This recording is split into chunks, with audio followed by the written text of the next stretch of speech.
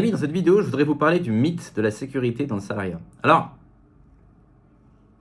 cette vidéo, je vais vous donner des témoignages puisque je ne voudrais pas tomber dans le cliché de vous dire « Hey les gars, le salariat c'est pas safe, quittez votre job et achetez ma formation pour devenir entrepreneur ». Évidemment que sur internet, tous les entrepreneurs vous disent que le salariat n'est pas stable parce qu'il y a un intérêt financier derrière. Ils veulent vous faire croire que l'entrepreneuriat c'est stable, comme ça vous achetez la formation. Bon, ça vous le savez très bien. Mais néanmoins, je trouve que dans ce mythe de la sécurité du salariat, qui est donc rabâché par les entrepreneurs en ligne, il y a quand même une réalité. À savoir que moi, si vous voulez, dans mon entourage, toutes les personnes, ou même généralement c'est le truc aussi que je lis sur internet, hein, les gens qui ont perdu un emploi, ben, on leur a jamais dit en fait, ils n'ont jamais eu de signaux d'alerte. Il n'y a pas eu d'avertissement, il n'y a rien eu en fait. Vous voyez ce que je veux dire? Alors que théoriquement, si on lit la loi, si on entend ci, cela, il devrait y avoir 1 million de signaux d'alerte. Tu pourrais avoir un premier avertissement, un deuxième avertissement, un rendez-vous avec les ressources humaines ou bien avec ton management. En anglais, ils ont ça, ils ont un truc qui s'appelle le PIP, Performance Improvement Plan. Donc ça veut dire qu'on va te mettre sur un plan de performance, on va essayer de te donner 6 mois pour que tu te rattrapes un petit peu. Et puis en général, on sait que quand on est dans un PIP, c'est qu'on est un petit peu sur la sellette. Mais il y a quand même cette idée que j'entends ça, on me dit ça, qu'il y a cette idée que dans le salariat, on va pas se débarrasser de toi du jour au lendemain, on va pas te virer du jour au lendemain. Sauf cas exceptionnel, tu vois, l'entreprise doit fermer, etc. Mais c'est vrai que moi, quand je regarde les gens que je connais vraiment, ou des témoignages personnels, et j'aimerais que vous me témoigniez de ça en commentaire si vous avez connu ça vous-même, ou si vous connaissez des gens qui ont connu ça. Quand je regarde la réalité du terrain, je vois énormément de gens en fait qui perdent des tafs sans aucun signal d'alerte, sans aucun avertissement. Alors, ça arrive bien sûr dans l'entrepreneuriat, par exemple. Il y a des gens sans doute qui étaient dans la rédaction SEO ou dans la rédaction tout court, rédaction web, etc., qui ont sans doute, c'est une des industries qui a dû être frappée de plein fouet par l'arrivée de l'IA. Il y a des gens qui étaient, je connais un petit peu le milieu du SEO, qui étaient dans le SEO avant certaines mises à jour Google, et une simple mise à jour Google, littéralement, a détruit leur business. Des gens qui avaient un business florissant, 5, 10, 15 000 $ par mois, une mise à jour Google, et puis le business s'arrête. Des gens qui, des fois, vivaient d'une chaîne YouTube, d'accord? Et puis, à un moment donné, l'algorithme change, ou bien ils ont fait la vidéo de trop, ou ils ont dit un mot de trop, et puis là, ça a buzzé, il y a des gauchistes qui sont venus signaler en masse, ah, la chaîne saute, ah, mais le mec, il fait vivre une famille avec ça. Très bien, de l'entrepreneuriat, ça arrive. Mais je trouve qu'on entend trop rarement de témoignages qui nous disent à quel point ça peut également arriver dans le salariat. Des gens qui font leur taf. Le mec, ça fait peut-être 10 ans. Alors, aux États-Unis, c'est des mecs, des fois, ça fait 30 ans qu'ils sont dans la même boîte. Mais ça fait plusieurs années qu'ils sont dans la boîte. Ils font le même taf tous les jours. Il n'y a aucun changement. Tout se passe bien. Je veux dire, littéralement, c'est comme une horloge, en fait. Les gars, ils te disent, mais moi, quand j'étais dans ce boulot-là, c'était comme une horloge. C'était le même taf tous les jours, c'est la même workload, pas de changement, pas de fusion-acquisition, pas de changement dans le management.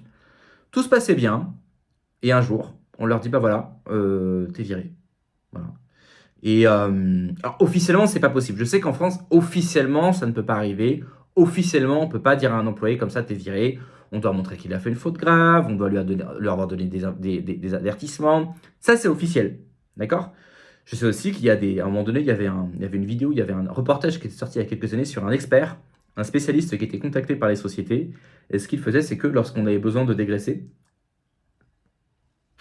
ce qu'il allait faire, c'est qu'il allait compiler en fait tous les emails, toutes les discussions, tout ce que la personne avait fait sur des années, et il allait en fait monter un dossier à charge. Alors qu'en fait, le mec a rien fait de mal, mais tu sais, quand ça fait plusieurs années que tu cherches pour une boîte, on peut toujours trouver des petits défauts. C'est comme le fisc, ça, on peut toujours trouver des petits trucs. Et monter un dossier à charge, et le mec il est convoqué, et on lui dit voilà, on a un dossier comme ça contre toi, là t'as fait ça, il y a 6 mois t'as fait ça, l'année dernière t'as fait ça, ça a eu telle conséquence, et le mec il a l'impression que son travail est catastrophique, on lui dit bah voilà, pour ces raisons-là, on va devoir se débarrasser de toi. Et évidemment, si ça vous arrive d'ailleurs, si ça vous arrive les amis, ne signez rien, ne dites rien, ne validez pas ce que la personne vous dit. Parlez-en avec les prud'hommes, votre avocat, ce que vous voulez, mais ne vous laissez. En fait, le but, c'est de vous surcharger émotionnellement pour que vous acceptiez de signer effectivement la démission ou le papier qu'ils veulent que vous signiez. Donc faites attention, ne vous laissez pas surmener émotionnellement. Si un jour ça vous arrive, vous dites j'entends, je comprends, j'entends, je comprends.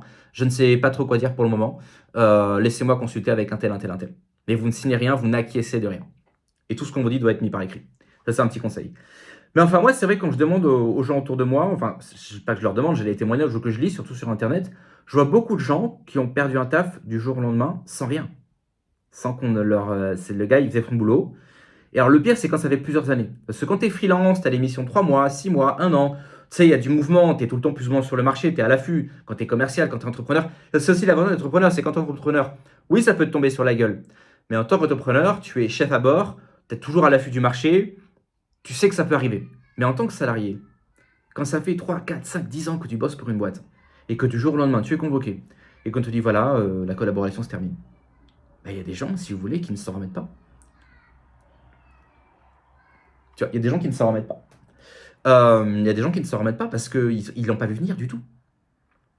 Et voilà, en fait. Et moi, c'est là-dessus que je voulais insister, en fait. C'est pour ça, en fait, que je pense que c'est pour moi indispensable aujourd'hui d'avoir au moins des sources de revenus complémentaires.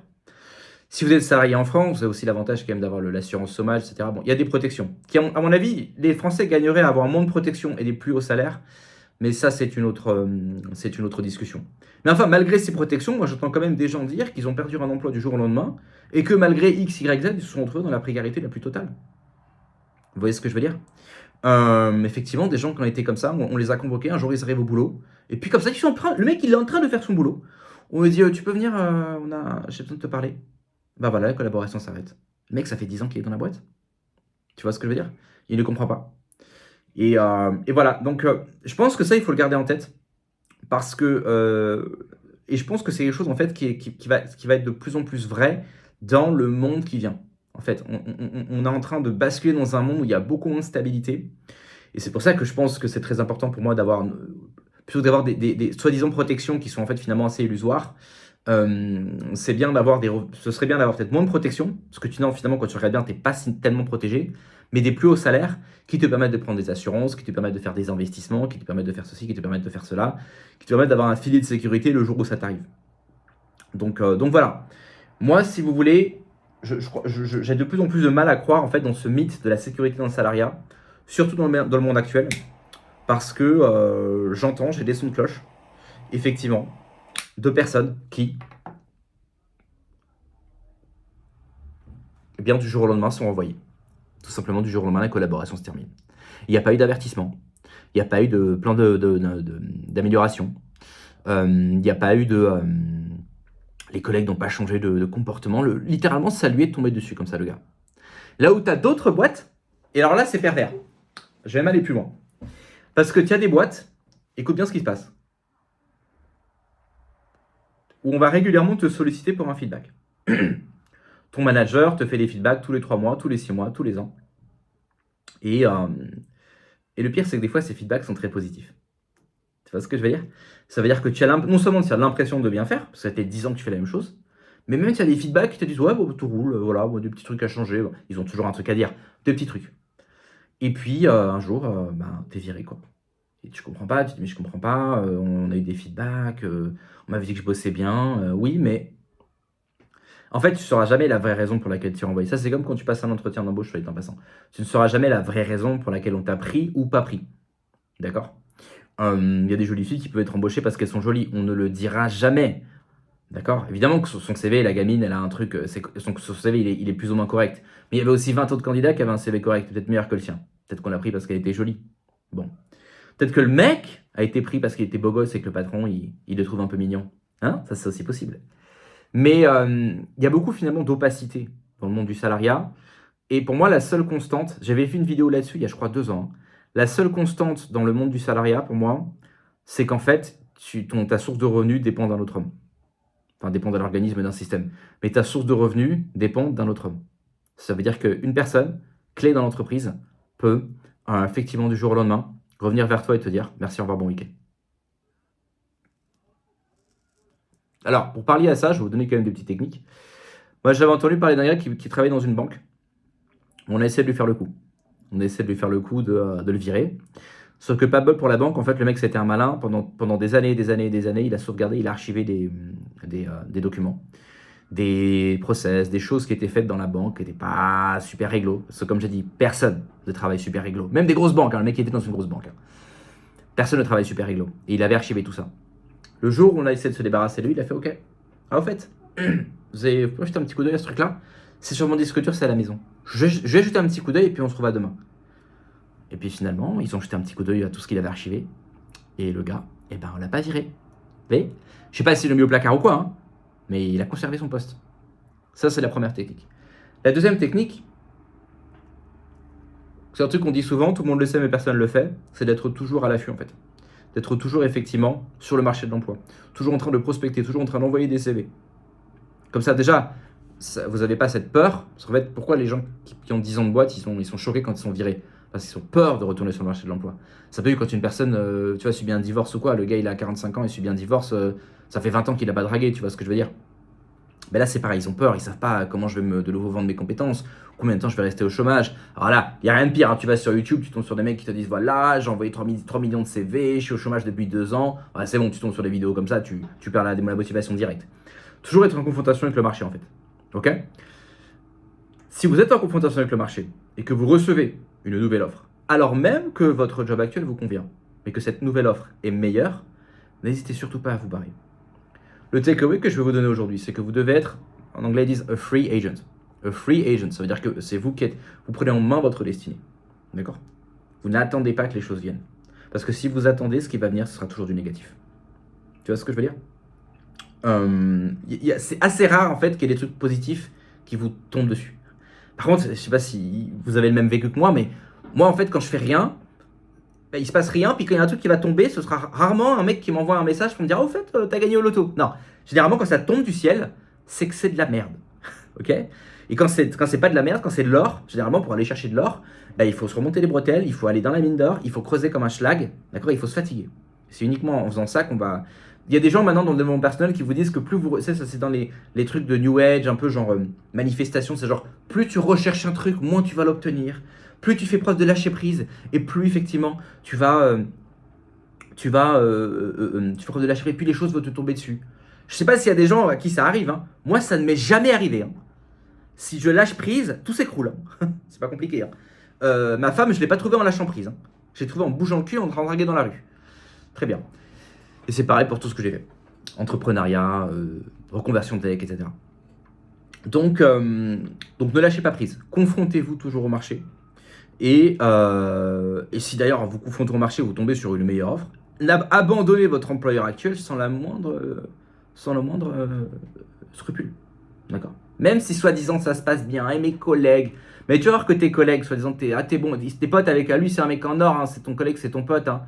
Mais le jour où ton boss, ou un connard, c'est pas forcément ton manager direct, tu sais, parce que ton manager direct, il va pas te le dire. Il va le remonter à un mec. Tu vois, ils vont se parler entre eux et tout. Et c'est un mec que tu n'as jamais vu en fait, qui va venir te voir, qui va te convoquer.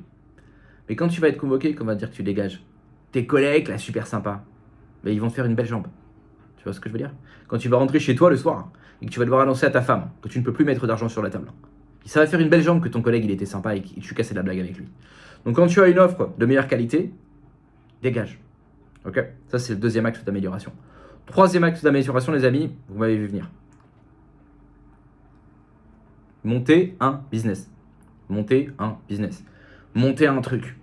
D'accord? Faites des trucs. Alors, je vous ai fait une vidéo tout à l'heure pour vous dire d'arrêter systématiquement la combine. Les trucs au black, etc. Mais là, du coup, on est de l'autre côté de la barrière. Si vous avez un emploi salarié, un emploi full-time, de plus en plus de gens en plus sont en galère, ils font des CDD, ils sont en intérim, etc. Cherchez à avoir des petites sources de revenus à côté. D'accord? Moi, à l'île de la Réunion, je connaissais une personne, évidemment, qui, comme beaucoup de gens à l'île de la Réunion, vivait des aides sociales. C'était une malgache qui avait développé un business de déplacement, en fait. Elle avait une voiture et en fait, elle était en relation avec d'autres personnes de la communauté malgache. Et effectivement, si une personne avait besoin d'un déplacement, que ce soit un déplacement, déplacer une personne, ou bien déplacer des biens, des meubles, son service, c'était sa voiture. Tu veux déplacer un meuble, tu vas aller à tel endroit, je te conduis. Et ça lui rapportait des petits revenus. Mais si la personne se fait 300 balles par mois avec ça, ben, c'est un petit truc, tu vois. Ça, plus tes allocations chômage, ça te permet de te retourner. D'accord? J'aime pas trop ce mindset de gratter un peu de sous, mais pour les gens qui sont dans la difficulté, ça peut être utile. Je vous donne un autre exemple. Un mec toujours à La Réunion, il était ambulancier. Tu sais ce qu'il faisait les week-ends? Il proposait ses services au cimetière. Il allait essuyer les pierres tombales. Il allait les lustrer, etc. C'était son petit business de côté. Ok? Maintenant, si vous voulez construire un business sérieux, long terme, durable, qui rapporte réellement, Ah, vous me voyez venir. De quoi je vais vous parler? Est-ce que je vais vous parler d'IA? Non. Est-ce que je vais vous parler de crypto? Non. Je vais vous parler de sous-location professionnelle, les amis. Je vais vous parler d'arbitrage Airbnb. Bon, pour ça, si vous avez zéro en banque, c'est pas la peine. D'accord, il faut un petit capital de départ, je vais pas vous mentir. On estime que pour lancer un premier appartement, il vous faudra investir environ 3 000 euros. Ça peut se faire avec moins, mais je préfère vous donner un chiffre qui soit réaliste. Pour ceux qui n'avaient toujours pas compris le business model de l'arbitrage est très simple. Au lieu d'acheter des biens pour les mettre sur Airbnb, on loue des biens pour les mettre sur Airbnb. D'accord? Et la différence, c'est de notre poche. Pourquoi c'est un excellent business model? Numéro 1, parce qu'il n'y a aucun risque. On sait déjà à l'avance exactement ce qu'on va gagner. Numéro 2, parce que c'est entièrement délégable et automatisable. Vous déléguez tout le travail à la femme de ménage. Et parce que vous avez une marge, parce que vous avez fait une étude de marché. Et numéro 3, parce que c'est très classe moyenne friendly. Qu'est-ce que j'appelle ça classe moyenne? Ça veut dire qu'avec 3 000 euros, si un premier appartement, il peut te rapporter 300, 400, 500 euros par mois. Juste avec 3 000 euros d'investissement. Ça veut dire qu'avec 30 000 euros d'investissement, tu peux mettre 10 appartements et aller chercher les 3 000 euros par mois, par exemple. Ou 5 000. Ça va dépendre, hein, parce qu'un appart peut rapporter 300, comme 500, comme 600, comme 800 d'ailleurs. Mais évidemment, plus on va chercher à avoir des profits élevés, plus ça va demander un investissement initial un peu plus élevé. D'accord? Si vous avez un appartement qui est déjà super bien placé, qui est déjà entièrement équipé et où il n'y a rien à faire, automatiquement le loyer sera plus élevé, donc forcément le profit sera plus faible. Ok? Très bien. Mais voilà, de toute façon, c'est un business model dont je vous parle souvent. Je ne vais pas tout vous réexpliquer, mais en gros, numéro 1, on fait une étude de marché avec des logiciels qui nous disent exactement combien on va gagner. Numéro 2, on cherche des appartements. Ensuite, on va parler aux propriétaires de notre business model. On a un speech bien rodé pour les convaincre d'accepter qu'on mette le truc sur Airbnb. Numéro 3, on met le truc sur Airbnb, on équipe, on trouve une femme de ménage, et ça y est. Et le cash flow démarre direct. D'accord? Et bien simplement avec 2, 3, 4, 5 appartements comme ça sur le site. Ok? Vous me dites, ouais, mais j'ai pas le temps. Déjà, il n'y a pas besoin de temps puisque c'est la femme de ménage qui s'en occupe. Mais simplement avec 2 ou 3 appartements, si tu as 1 000 euros par mois de plus. C'est quand même intéressant. Puis après, si tu veux aller plus loin, tu peux aller chercher les 2, les 4, les 3, les 4 000 euros par mois de profit avec un investissement, ma foi, qui est très faible par rapport à d'autres opportunités entrepreneuriales. Si ce type de business model t'intéresse, tu sais quoi faire, tu as un guide gratuit en description. Et pour les autres qui avaient apprécié ma petite rente, là, mon petit commentaire contre le salariat, mettez-moi en commentaire si vous avez des témoignages, si vous-même ou d'autres que vous connaissez ont été virés comme des malpropres du jour au lendemain alors que ça faisait 10 ans qu'ils étaient dans la boîte, qu'ils n'ont jamais rien fait de mal, qu'ils ont toujours fait la même chose et qu'il n'y a eu aucun signal d'alerte. Mettez-le en commentaire et puis comme ça nous permettra de nous taper un petit peu des barres de rire. Je vous remercie d'avoir écouté cette vidéo, je vous dis à demain sur Impérial Digital. Ciao les amis.